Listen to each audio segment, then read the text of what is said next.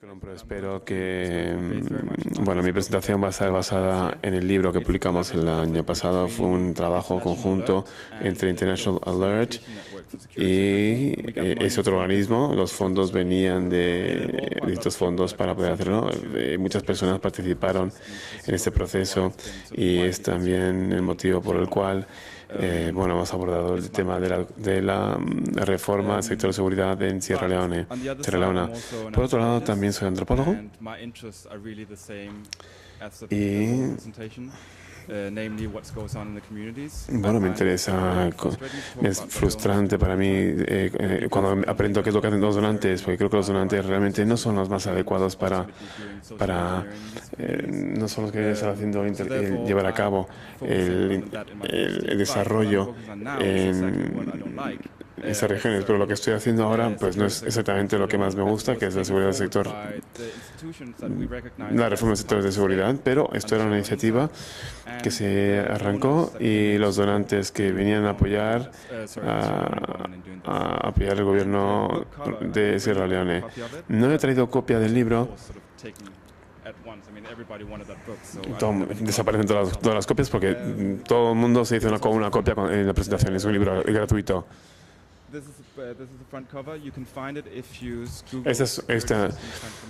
Si buscan ustedes en Google el nombre del libro, en Google les aparecerá. Yo lo llamo transformación porque es bastante completo en lo que sucedió en Sierra Leone. Parte desde el colapso de las instituciones del país y se trata de desarrollarlas nuevamente en colaboración con el Reino Unido, Inglaterra y Sierra Leone. Tengo 5 puntos importantes que quería abordar. Y el primero, es contextualizar la presentación. Creo que es muy importante. La presentación anterior fue muy interesante. Se habló muchísimo de integración. Yo estoy dando una visión más oficial de lo que es la reforma del sector de seguridad. Y quiero hablar tampoco de la dirección estratégica tras la guerra, la integración de la reforma del SSR, de la reforma del sector de seguridad, que él denomina SSR, y luego la noción de la apropiación nacional, que no me gusta, prefiero más local. Es que así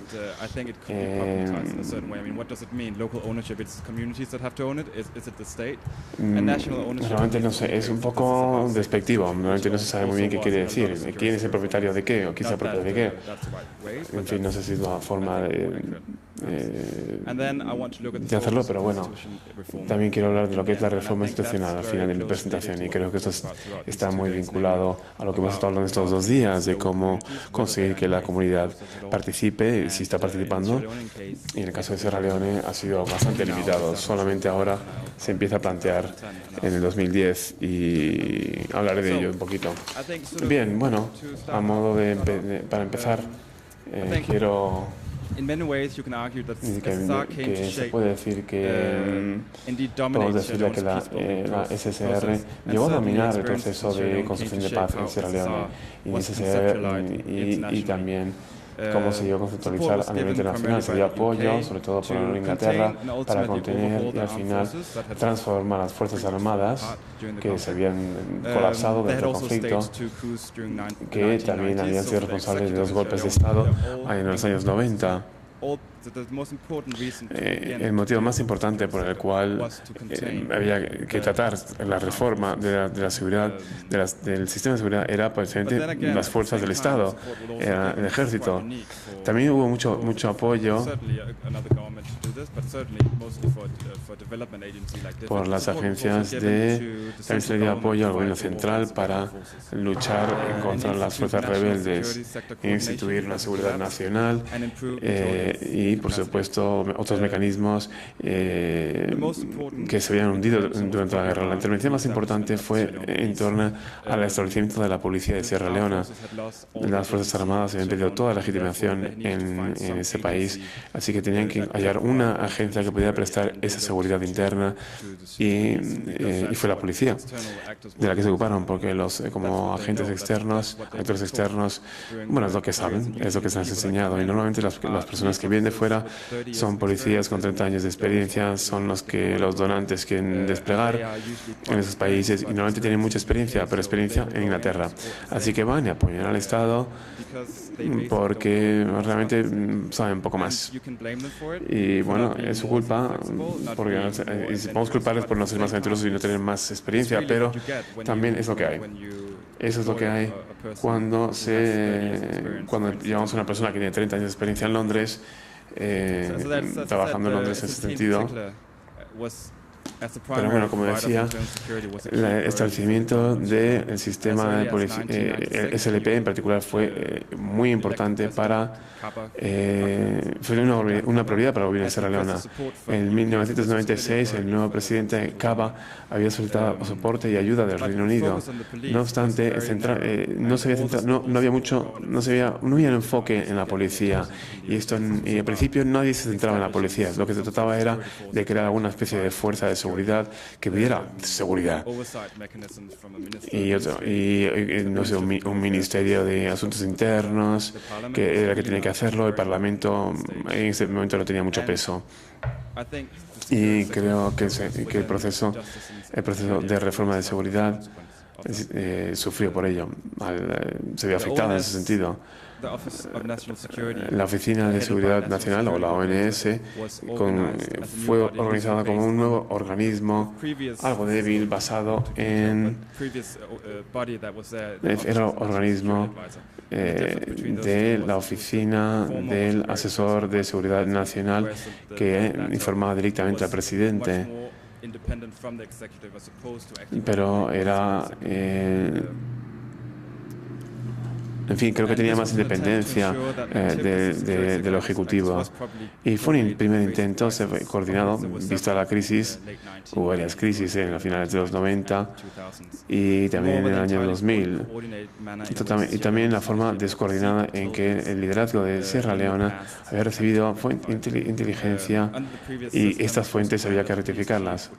Bajo el sistema previo, el comandante de las Fuerzas Armadas informaba al jefe de policía y al presidente acerca de lo que sucedía y, por tanto, ante fuentes de informaciones contradictorias, el presidente no sabía muy bien qué había que hacer en el país y mucho menos las fuerzas de seguridad. Esto se identificó desde fuera como un problema. La policía, las fuerzas armadas, la inteligencia estaban actuando de forma independiente los unos de los otros porque tenían que vigilar y cuidar de sus propios intereses.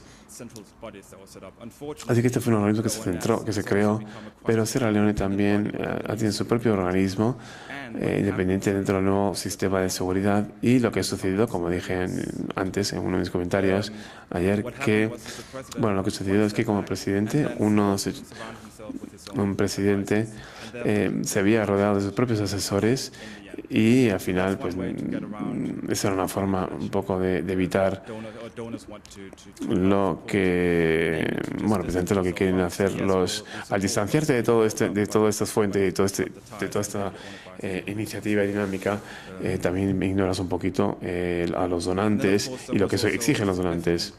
También fue importante fue el apoyo al ejército. Eso fue lo que hizo el equipo de formación internacional, el IMAT, también un organismo basado en Inglaterra, un equipo de formación del ejército. Además de formar, el ejército también apoyaban el establecimiento del MOD y también un programa para reintegración de los militares. El apoyo ministerial se centraba en el MOD muy al principio y a finales de los 90. El Ministerio de Defensa, el MOD, eran 4 personas, 4 individuos, y realmente no era más que una especie de oficina de correos que no hacía más que firmar distintas autorizaciones, pero realmente no tenían ningún poder.